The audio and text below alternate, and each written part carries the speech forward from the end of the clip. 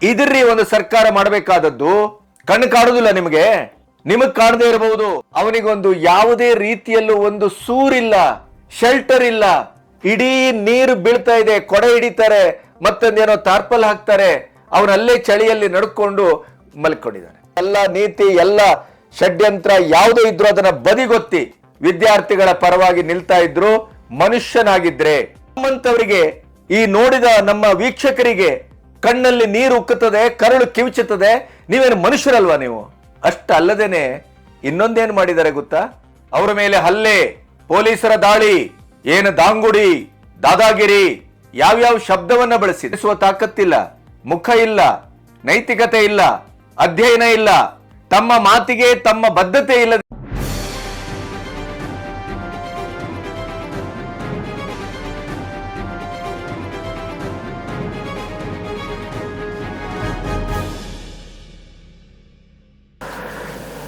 ನಮಸ್ತೆ, B Ganapati news ಚಾನೆಲ್ಗೆ ಸ್ವಾಗತ. ರಾಜಕೀಯ ಅನ್ನುವುದು ಇಷ್ಟು ಸ್ವಾರ್ಥದಿಂದ ಕೂಡಿರಬಾರದು, ಇಷ್ಟು ಕ್ರೌರ್ಯದಿಂದಲೂ ಕೂಡಿರಬಾರದು, ಇಂಥ ಅಮಾನುಷವಾದಂಥ ವರ್ತನೆಯಿಂದಲೂ ಕೂಡಿರಬಾರದು. ತಮ್ಮ ಅಧಿಕಾರ ಇರುವಲ್ಲಿ ಒಂದು ರೀತಿ, ನೀತಿ, ನ್ಯಾಯ. ಅದೇ ತಮ್ಮ ಅಧಿಕಾರ ಇಲ್ಲದೆ ಇದ್ದಂಥ ಸಂದರ್ಭಗಳಲ್ಲಿ, ಪ್ರದೇಶಗಳಲ್ಲಿ ಬೇರೆದೇ ಆದಂಥ ಒಂದು ನ್ಯಾಯ, ನೀತಿ, ಧರ್ಮವನ್ನ ಅನುಸರಿಸ್ತಾ ಇರುವಂತ ರಾಹುಲ್ ಗಾಂಧಿಯವರ ಕಾಂಗ್ರೆಸ್ಸಿನ ಈ ಚಾಳಿ ಇಂದು ನಿನ್ನೆಯದಲ್ಲ ಇದು. ಆದರೆ ಈಗ 1 ವಾರ 10 ದಿನದಲ್ಲಿ ಜಂತರ್ ಮಂತರ್ನ ವಿದ್ಯಾರ್ಥಿಗಳ ಬಗ್ಗೆ ಇವರು ನಡ್ಕೊಂಡ ನಡವಳಿಕೆ ಏನು, ತೆಗೆದುಕೊಂಡ ತೀರ್ಮಾನ ಏನು, ಅಮಿತ್ ಶಾ ಮತ್ತು ಮೋದಿ ಅವರ ಕುತ್ತಿಗೆ ಹಿಡಿಲಿಕ್ಕೆ ವಿದ್ಯಾರ್ಥಿಗಳನ್ನ ಬಳಸಿಕೊಂಡ ರೀತಿ ನೀತಿ ಏನು, ಅವರ ಮೇಲೆ ಹಲ್ಲೆ, ಪೊಲೀಸರ ದಾಳಿ, ಏನು ದಾಂಗುಡಿ, ದಾದಾಗಿರಿ, ಯಾವ್ಯಾವ ಶಬ್ದವನ್ನ ಬಳಸಿದ್ರಿ. NDA ಸರ್ಕಾರದಿಂದ ಹಿಡಿದು ಮೋದಿ ಅವರಿಂದ ಹಿಡಿದು ಮೋದಿಯವರ ತಾಯಿಯವರೆಗೆ ಎಂತೆಂತ ನೀಚ ಭಾಷೆಯಲ್ಲಿ ಮೂದಲಿಸಿದವರನ್ನೆಲ್ಲ ಅಕ್ಕಪಕ್ಕದಲ್ಲಿ ತಂದು ನಿಲ್ಲಿಸಿಕೊಂಡು ಪ್ರೆಸ್ಸಿನವರ ಎದುರು ಮಾತಾಡುವಂತ ಒಂದು ದಾಷ್ಟ್ಯವನ್ನು ಮೆರೆಯಲಾಯಿತು. ಅಮಿತ್ ಶಾ ಬರ್ತಾ ಇಲ್ಲ, ನಿನ್ನೆ ಅಮಿತ್ ಶಾ ಬರ್ತೇನೆ ಅಂತ ಹೇಳಿದ್ರೆ ಇವರು ಅಂಡಿಗೆ ಕಾಲ್ ಕೊಟ್ಟು ಓಡಿದ್ರು. ಎದುರಿಸುವ ತಾಕತ್ತಿಲ್ಲ, ಮುಖ ಇಲ್ಲ, ನೈತಿಕತೆ ಇಲ್ಲ, ಅಧ್ಯಯನ ಇಲ್ಲ, ತಮ್ಮ ಮಾತಿಗೆ ತಮ್ಮ ಬದ್ಧತೆ ಇಲ್ಲದೆ ಇದ್ದಂತ ಈ ಕಾಂಗ್ರೆಸ್ಸಿನ ಒಟ್ಟು ನಡವಳಿಕೆ ಇದೆಯಲ್ಲ, ಜಾರ್ಖಂಡ್ ವಿಷಯದಲ್ಲಿ, ಜಾರ್ಖಂಡ್ ವಿದ್ಯಾರ್ಥಿಗಳ ವಿಷಯದಲ್ಲಿ ಸಂಪೂರ್ಣವಾಗಿ ಈ ದೇಶದ ಜನರ ಎದುರು, ಕಣ್ಣೆದುರು ಬೆತ್ತಲಾಗಿದೆ. ನಾನು ಮಾತಾಡುವ ಮೊದಲು ಜಾರ್ಖಂಡ್ ವಿದ್ಯಾರ್ಥಿಗಳು, ಸತ್ಯಕ್ಕೂ ಹೇಳ್ತೇನೆ, ಕರಳು ಉರಿತದೆ ರೀ ನೋಡಿ, ಕೈಯೆಲ್ಲ ನಡುಗ್ತದೆ. ಯಾಕೆಂತಂದ್ರೆ ಆ ವಿದ್ಯಾರ್ಥಿಗಳು ಪ್ರಾಮಾಣಿಕವಾದಂತ ಪ್ರತಿಭಟನೆ ಮಾಡಿದ್ದಾರೆ. ಜಾರ್ಖಂಡಿನ ಸರ್ಕಾರದ ಭ್ರಷ್ಟತೆಯ ವಿರುದ್ಧ, ನಿರ್ಲಕ್ಷ್ಯದ ವಿರುದ್ಧ, ಟೇಕನ್ ಫಾರ್ ಗ್ರಾಂಟೆಡ್ ಮಾಡುವಂತ ಮನೋಧರ್ಮದ ವಿರುದ್ಧ, JPSC ಪರೀಕ್ಷೆಯ ಹಗರಣದ ವಿರುದ್ಧ, ಅನ್ನ ನೀರನ್ನ ಬಿಟ್ಟು ಮಳೆ ಅಂತಿಲ್ಲ, ಗಾಳಿ ಅಂತಿಲ್ಲ, ಚಳಿ ಅಂತಿಲ್ಲ. ಅಲ್ಲೊಬ್ಬ ಉಪವಾಸ ಸತ್ಯಾಗ್ರಹ ಮಾಡಿದಾನೆ, ಅವನಿಗೆ ಮಲ್ಕೊಂಡಿದ್ದಾನೆ, ಅವನಿಗೊಂದು ಯಾವುದೇ ರೀತಿಯಲ್ಲೂ ಒಂದು ಸೂರಿಲ್ಲ, ಶೆಲ್ಟರ್ ಇಲ್ಲ. ಇಡೀ ನೀರು ಬೀಳ್ತಾ ಇದೆ, ಕೊಡೆ ಹಿಡಿತಾರೆ, ಮತ್ತೊಂದೇನೋ ತಾರ್ಪಲ್ ಹಾಕ್ತಾರೆ. ಅವನಲ್ಲೇ ಚಳಿಯಲ್ಲಿ ನಡ್ಕೊಂಡು ಮಲ್ಕೊಂಡಿದ್ದಾನೆ. ಅದೇ ನೀವು ಜಂತರ್ ಮಂತರ್, ಶ್ರೀಮಂತರ ಪ್ರತಿಭಟನೆ, ದೇಶದ್ರೋಹಿಗಳ ಪ್ರತಿಭಟನೆ, ಅಂತಾರಾಷ್ಟ್ರೀಯ ಮಟ್ಟದಿಂದ ಯಾವ್ಯಾವ ದೇಶದಿಂದ ನಿಮಗೆ ಪಿಜ್ಜಾ, ಬೆಡ್ಶೀಟು ಏನೇನೆಲ್ಲ ಬಂತಲ್ಲ, ಈ ದರಿದ್ರ ಜಿರ್ಲೆಗಳು, ಅಭಿಜಿತ್ ದೀಪ್ಕೆ ಅಂತ ನಸರಾಣಿಗಳು ಜಾರ್ಖಂಡ್ ಹೋದ್ರ? ರಾಹುಲ್ ಗಾಂಧಿ ಹೋದ್ರ? ಕೇಜ್ರಿವಾಲ್ ಹೋದ್ರ? ಅಖಿಲೇಶ್ ಹೋದ್ರ? ಅಂದ್ರೆ ವಿದ್ಯಾರ್ಥಿಗಳು ಅಂತಂದ್ರೆ ನಿಮಗೆ ದೆಹಲಿಯಲ್ಲಿ ಸೇರಿದವರು ಮಾತ್ರ ವಿದ್ಯಾರ್ಥಿಗಳ? ಅದೇ ಈಗ JP ನಡ್ಡಾ ಕೇಳ್ತಾ ಇದಾರಲ್ಲ, ಕೋರ್ಟ್ ಆರ್ಡರ್ ಪ್ರಕಾರ ವಿದ್ಯಾರ್ಥಿಗಳನ್ನ ಬಿಡಬೇಕು, ವಿದ್ಯಾರ್ಥಿಗಳ ಮೇಲೆ FIR ಇಲ್ಲ, ವಿದ್ಯಾರ್ಥಿಗಳ ಮೇಲೆ ಕೇಸ್ ಇಲ್ಲ. ಆದರೆ ನೀವು ವಿದ್ಯಾರ್ಥಿಗಳ ಹೌದು ಅನ್ನೋದನ್ನ ಪ್ರೂವ್ ಮಾಡಿ, ಹಾಲ್ ಟಿಕೆಟ್ ಕೊಡಿ. ಇವರ ಎಲ್ಲ ಕರ್ಮ ಕಾಂಡಗಳು ಹೊರಗೆ ಬರ್ತಾ ಇದೆ. ಎಷ್ಟರ ಮಟ್ಟಿಗೆ ಅಂತಂದ್ರೆ ಜಂತರ್ ಮಂತರಲ್ಲಿ ಪಾಕಿಸ್ತಾನ, ಬಾಂಗ್ಲಾ, ಅಮೆರಿಕ, ಚೈನಾ ಎಲ್ಲ ನಿಯೋಜಿತ ಗೂಂಡಗಳು ಮತ್ತು ದೇಶದ್ರೋಹಿಗಳು ಅಲ್ಲಿ ಸಶಸ್ತ್ರವಾಗಿ ಬಂದಿದ್ರು. ಜೈಷೆ ಮೊಹಮ್ಮದ್, ISI ಏಜೆಂಟ್ಗಳು, ಅವರು ವಿದ್ಯಾರ್ಥಿಗಳು. ಅವರ ಮೇಲೆ ನೀವು ಯಾಕೆ ಪೆಲೆಟ್ ಗನ್ ಹಾಕ್ಸಿದ್ರಿ? ಅವ್ರ ಮೇಲೆ ಯಾಕೆ ಅಶ್ರುವಾಯುವನ್ನು ಸಿಡಿಸಿದ್ರಿ? ಅವ್ರ ಮೇಲೆ ಯಾಕೆ ವಾಟರ್ ಟ್ಯಾಂಕ್ ಅನ್ನು ಬಳಸಿದ್ರಿ? ರಾಜೀನಾಮೆ ಕೊಡಿ. ವಿದ್ಯಾರ್ಥಿಗಳು ಈ ದೇಶದ ಭವಿಷ್ಯ. ಅದೇ ಅಲ್ಲಿ ವಿದ್ಯಾರ್ಥಿಗಳ ಮೇಲೆ ಮಾರಣಾಂತಿಕ ಹಲ್ಲೆ, ಹಗಲೊತ್ತಲ್ಲಿ ಲಘು ಲಾಠಿ ಚಾರ್ಜು, ರಾತ್ರಿ ತಲೆ ಒಡೆದು ರಕ್ತ ಸುರಿಯುವ ಲಾಠಿ ಚಾರ್ಜು. ಅವರು ತಮ್ಮ ಬಚಾವಿಗೆ, ಜೀವ ಉಳಿಸಿಕೊಳ್ಳಿಕ್ಕೆ ಅಲ್ಲಿಯ ವಿದ್ಯಾರ್ಥಿಗಳು ಗೋಗರಿತಾ ಇದ್ದಾರೆ. ಯಾವ ರಾಜಕೀಯ ಪಕ್ಷವೂ ಇಲ್ಲ, ಬಿಜೆಪಿ ಕೂಡ ಆಶ್ಚರ್ಯ ಅಂತಂದ್ರೆ ಬಿಜೆಪಿ ಕೂಡ ಇದರ ವಿರುದ್ಧವಾಗಿ ಮಾತಾಡ್ತಾ ಇಲ್ಲ. ವೈ ಗೊತ್ತಾಗ್ತಾ ಇಲ್ಲ ನನಗೆ. ರಾಹುಲ್ ಗಾಂಧಿ ಅಂತವ್ರದಂತೂ double triple stand. Amit Shah, Modi ಅವ್ರ ಸರ್ಕಾರ ನೀಟ್ ಎಕ್ಸಾಮ್ ಬಂದಾಗ ಒಂದು ರೀತಿ, ಒಂದು ನೀತಿ, ಒಂದು ಕೂಗಾಟ, ಒಂದು ಹೋರಾಟ, ಅಬ್ಬರಿಸುವಿಕೆ. ಅದೇ ಅಮಿತ್ ಶಾ ಅಡಗಿಕೊಂಡಿದ್ದಾರೆ, ನಡಗಿಕೊಂಡಿದ್ದಾರೆ, ಓಡೋಗಿದ್ದಾರೆ, ಔತ್ಕೊಂಡಿದ್ದಾರೆ ಅಂತ ಹೇಳ್ತಾ ನಾನು ಬರ್ತೇನೆ 3 ಗಂಟೆಗೆ 2 ಗಂಟೆಗೆ ಲೆಟರ್ ಕೊಡಿ, ಸಂವಾದಕ್ಕೆ ಚರ್ಚೆಗೆ ರೆಡಿ ಇರಿ, 24 ಗಂಟೆ ನಾನು ಕೂತ ಕುರ್ಚಿಯಿಂದ ಏಳುವುದಿಲ್ಲ, ನಿಮ್ಮ ಯಾವ ಪ್ರಶ್ನೆ ಬೇಕಾದ್ರೂ ಉತ್ತರ ಕೊಡ್ತೇನೆ ಅಂತಂದ್ರೆ ಸದನದಿಂದ ಓಡಿ ಹೋಗ್ತಾರೆ. ಏನ್ರಿ ಇದು ರಾಜಕೀಯ? ಏನ್ ಜನ ಮರುಳ, ಜನ ಹುಚ್ಚರ, ಜನ ಇದನ್ನೆಲ್ಲ ನೋಡ್ತಾ ಇಲ್ವಾ? ಜನ ನೋಡ್ತಾ ಇದ್ದಾರೆ ಅನ್ನುವಂತ ಒಂದು ಕನಿಷ್ಠ ಪ್ರಜ್ಞೆ ಬೇಡವಾ? ಜಾರ್ಖಂಡ್ ಅಲ್ಲಿ ನಿಮ್ದೇ ಸರ್ಕಾರ ಇರುವಂತದ್ದು. ಹೇಮಂತ್ ಸೊರೇನ್ ರಾಜೀನಾಮೆ ಕೇಳಲಿಕ್ಕೆ ಏನ್ ದಾಡಿ ನಿಮಗೆ? ಮಕ್ಕಳ ವಿರುದ್ಧ, ವಿದ್ಯಾರ್ಥಿಗಳ ವಿರುದ್ಧ ಪೊಲೀಸರ ಯಾವುದೇ ಬಲಪ್ರಯೋಗ ಆಗಬಾರದು ಅಂತ ನಾಲ್ಗೆ ತುರ್ಕೆಗೆ ಮಾತಾಡ್ತಿರಲ್ಲ. ನೀವು ಅಲ್ಲಿ ಆ ಸರ್ಕಾರಕ್ಕೆ ವಾರ್ನ್ ಮಾಡಿದ್ರೆ, ಅವರ ರಾಜೀನಾಮೆ ಕೇಳಿದ್ರೆ ತಕ್ಷಣ ಅದನ್ನ ಪರಿಹರಿಸಿ ಮಾತಾಡಿ ಅವ್ರ ಹತ್ರ ಅಂತ ಹೇಳಿದ್ರೆ ಏನಾಗ್ತಿತ್ತು? ಯಾಕೆ ಮಾತಾಡಿಲ್ಲ? ಅವರು ವಿದ್ಯಾರ್ಥಿಗಳಲ್ವಾ? ಕರ್ನಾಟಕದಲ್ಲಿ ಆಗ್ತಾ ಇರುವಂತದ್ದು ಕೆಪಿಎಸ್ಸಿ ಹಗರಣ, ಪಂಜಾಬು, ಇವೆಲ್ಲ ಕಾಣುವುದಿಲ್ಲ ನಿಮಗೆ? ವೀಕ್ಷಕರೇ, ಇವೆಲ್ಲದರ ಬಗ್ಗೆ ನಿಮ್ಮೊಟ್ಟಿಗೆ ಮಾತಾಡಬೇಕು. ಆಮೇಲೆ ಈ ವಿಷಯದಲ್ಲಿ ನಿಮಗೇನು ಅನಿಸ್ತದೆ ಅನ್ನೋದನ್ನ ಸ್ಪಷ್ಟವಾಗಿ, ನೇರವಾಗಿ ಕಮೆಂಟ್ ಮಾಡಿ. ವಿದ್ಯಾರ್ಥಿಗಳು ಈ ದೇಶದ ಭವಿಷ್ಯ, ಯುವ ಸಮುದಾಯ ಈ ದೇಶದ ನಾಳೆ. ನಮ್ಮ ತಕರಾರಿದ್ದದ್ದು ಜಂತರ್ ಮಂತರಲ್ಲಿ ಆದ ಹೋರಾಟದ ಬಗ್ಗಲ್ಲ, ಆ ಹೋರಾಟಕ್ಕೆ ಧುಮುಕಿದ ವ್ಯಕ್ತಿಗಳ ಹಿನ್ನೆಲೆಯ ಬಗ್ಗೆ, ಅವರ ವಿಚಾರಧಾರೆಯ ಬಗ್ಗೆ, ಅವರ ದೇಶ ವಿರೋಧಿ ನೀತಿಯ ಬಗ್ಗೆ. ಎಲ್ಲೋದ್ರು ಪ್ರಕಾಶ್ ರಾಜ್, ಎಲ್ಲೋದ್ರು ಶಬನಾಜ್ಮಿ? ಏನು ಕಾಶ್ಮೀರದ ಪರವಾಗಿ ಭಯೋತ್ಪಾದಕರೊಟ್ಟಿಗೆ ಮನಸ್ಸು, ದೇಹ ಎಲ್ಲವನ್ನ ಹಂಚಿಕೊಂಡಂತ ಮಹಾನ್ ಪತ್ರಕರ್ತರೆಲ್ಲ ಇದ್ರಲ್ಲ, ದೆಹಲಿಯಲ್ಲಿ ಬಂದು ಕೂತಿದ್ರಲ್ಲ, ಅಲ್ಲಿ ಎಲ್ಲೋದ್ರು?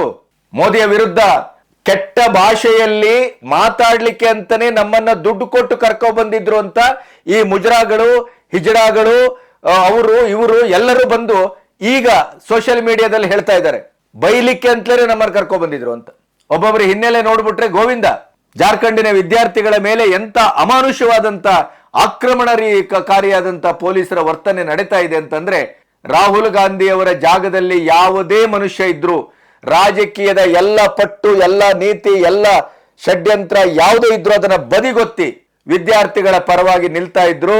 ಮನುಷ್ಯನಾಗಿದ್ರೆ, ಮಾನವೀಯತೆ ಇದ್ರೆ, ಕಿಂಚಿತ್ತು ವಿದ್ಯಾರ್ಥಿಗಳು ಅನ್ನುವ ಕಳಕಳಿ ಇದ್ದಿದ್ರೆ ದಯವಿಟ್ಟು ಒಂದಿಷ್ಟು ದೃಶ್ಯಗಳನ್ನು ತೋರಿಸ್ತೇನೆ.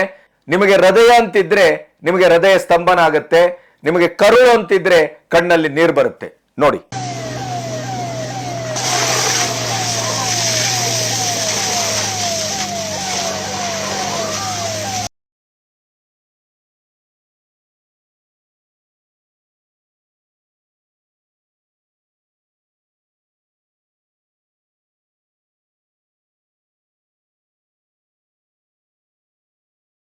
ವೀಕ್ಷಕರೇ, ನೋಡಿದ್ರಲ್ಲ, ನಾನಂತೂ ಸತ್ಯಕ್ಕೂ ತಲ್ಲಣಿಸಿ ಹೋಗಿದ್ದೇನೆ.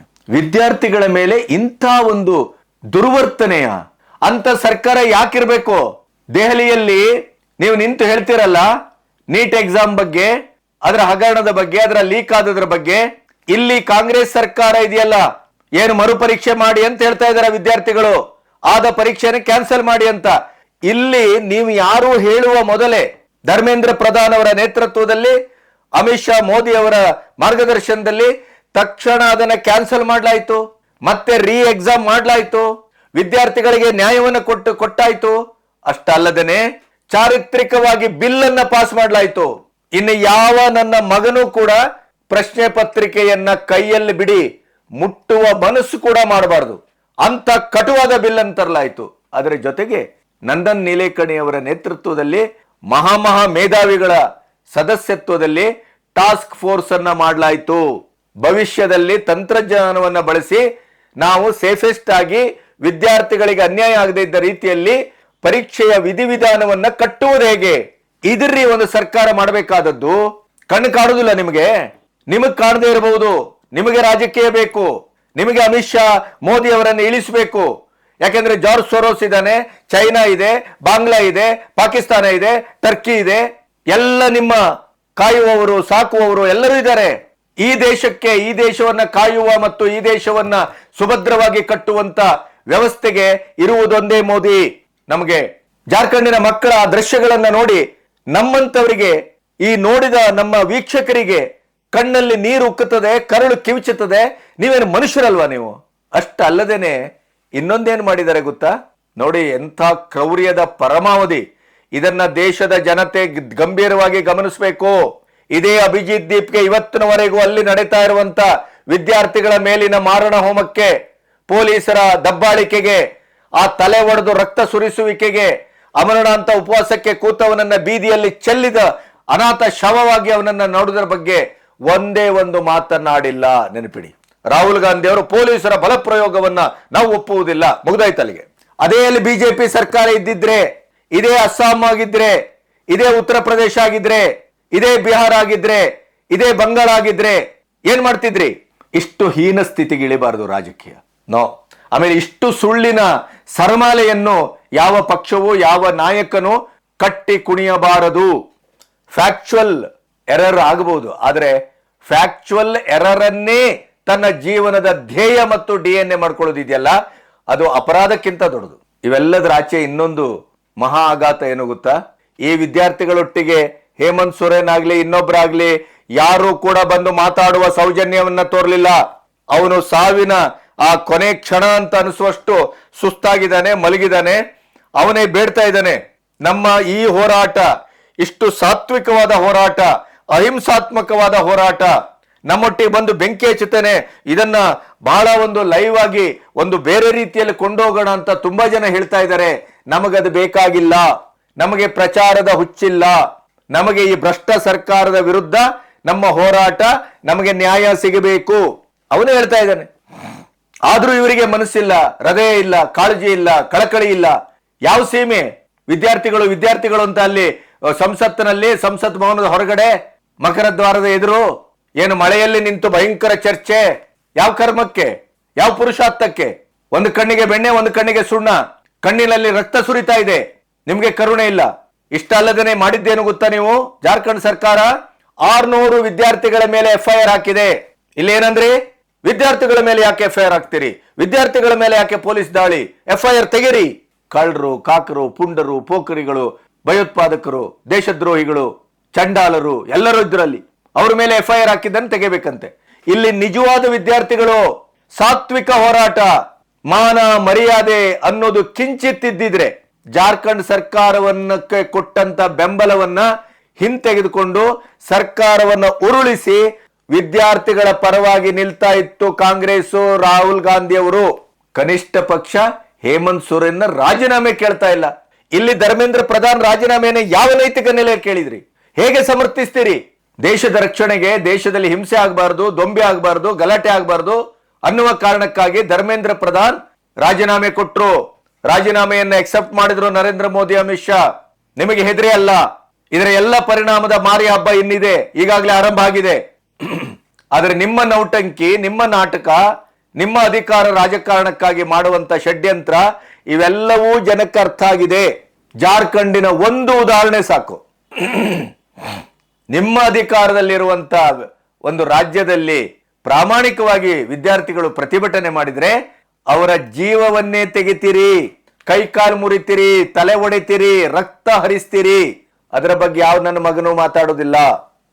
Amit Shah target, Modi target, BJP target, ಕೇಸರಿ target, Sanatana Dharma target, Rama Krishna target. ಅಷ್ಟೇ. ನಿಮ್ಮ ಹಣೆ ಬರ ಅದ್ರ ಆಚೆ ಹೋಗೋದೇ ಇಲ್ಲ. RSS ನಿಂತ್ರೆ ಕುಂತ್ರೆ RSS ನ ಪ್ರಚಾರಕರಾಗ್ಬಿಟ್ಟಿದ್ರಿ. ಯಾವಾಗ ಪ್ರಿಯಾಂಕಾ ಖರ್ಗೆ ಅವರು RSS ನ ಬಗ್ಗೆ ಇನ್ನಿಲ್ಲದ ದಾಳಿ ಮಾಡಿದ್ರು, ಈ ದೇಶದಲ್ಲಿ RSS ಗೆ 100 ವರ್ಷ ಆದ ಹೊತ್ತಿನಲ್ಲಿ RSS ನ ಉಜ್ವಲವಾದಂತ ಒಂದು ಇಡೀ ಸಾಮಾಜಿಕವಾದಂತ ಎಚ್ಚರದ ಒಂದು ಪರಿವರ್ತನೆ ಆಗೋಯ್ತು. ತಪ್ಪು, ಅಪರಾಧ. ಜಾರ್ಖಂಡ್ ವಿದ್ಯಾರ್ಥಿಗಳ ಮೇಲೆ ಅಲ್ಲಿಯ ಸರ್ಕಾರ, ಕಾಂಗ್ರೆಸ್ ಬೆಂಬಲಿತ ಸರ್ಕಾರ ಮಾಡದಂತ ಒಂದು ಹಿಂಸಾತ್ಮಕವಾದಂತ ತಾಂಡವ ಇದೆಯಲ್ಲ, ಅದು ಈ ಜಗತ್ಯಾವತ್ತು ಮರೆಯುವುದಿಲ್ಲ, ಜೆನ್ಜಿಗಳು ಯಾವತ್ತೂ ಮರೆಯುವುದಿಲ್ಲ, ಈ ದೇಶದ ಯಾವುದೇ ಯುವ ಸಮುದಾಯ ಖಂಡಿತವಾಗಿ ಮರೆಯುವುದಿಲ್ಲ. ನೆನಪಿಡಿ ರಾಹುಲ್ ಗಾಂಧಿ ಅವರೇ, ಯಾವ ರೀತಿಯಲ್ಲಿ ಬೇಕಾದ್ರೆ ರಾಜಕೀಯ ಮಾಡಿ, ರಚನಾತ್ಮಕವಾಗಿ, ಕನ್ಸ್ಟ್ರಕ್ಟಿವ್ ಆಗಿ ಮಾಡಿ, ತರ್ಕಬದ್ಧವಾಗಿ ಮಾಡಿ. ಇಲ್ಲೊಂದು ಅಲ್ಲೊಂದು ಮತ್ತೊಂದು ಅಧಿಕಾರದಲ್ಲಿ ಇದ್ರು ಒಂದು, ಅಧಿಕಾರದಲ್ಲಿ ಇಲ್ಲದೆ ಇದ್ರು ಒಂದು. ಯಾವ ದರಿದ್ರ ರಾಜಕೀಯ ಇದು? ಯಾವ ಸೀಮೆಯ ರಾಜಕೀಯ?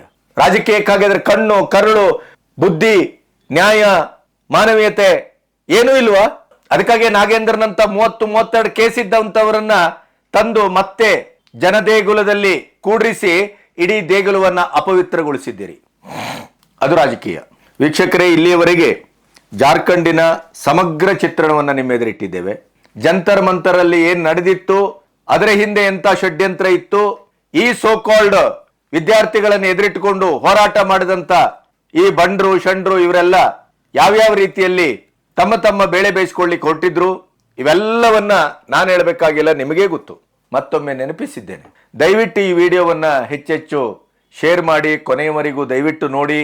ಮತ್ತೆ ಯುವಕರಿಗೆ ಹೆಚ್ಚು, ಯುವತಿಯರಿಗೆ, ಯುವ ಸಮುದಾಯಕ್ಕೆ ಈ ವಿಡಿಯೋವನ್ನು ಹೆಚ್ಚು ಮುಟ್ಟಿಸಬೇಕು. ನಾವು ಅವರು ತಪ್ಪು ಸಂದೇಶ, ಸುಳ್ಳು ಪ್ರಚಾರ, AI ಬಳಸಿ ಮಾಡುವಂತ ದಗಲಬಾಜಿ ವಿಡಿಯೋಗಳು, ಇಂಥ ವಿಡಿಯೋಗಳಿಂದಲೇ ಅವರು ವಿಚಲಿತಗೊಳ್ತಾ ಇದ್ದಾರೆ. ಅದರಿಂದಲೇ ಈ ದೇಶದಲ್ಲಿ ಒಂದು ಸಂಕರ ಉತ್ಪನ್ನ ಆಗಿದೆ. ಅದಕ್ಕೆ ನಾವು ಸತ್ಯದ ನೆಲೆಯಲ್ಲಿ ಉತ್ತರವನ್ನು ಕೊಡಬೇಕು. ಅದು ನಮ್ಮ ಜವಾಬ್ದಾರಿ. ನೀವು ಅದನ್ನು ಮಾಡ್ತೀರಿ ಅಂತ ಅಂದ್ಕೊಳ್ತೇನೆ.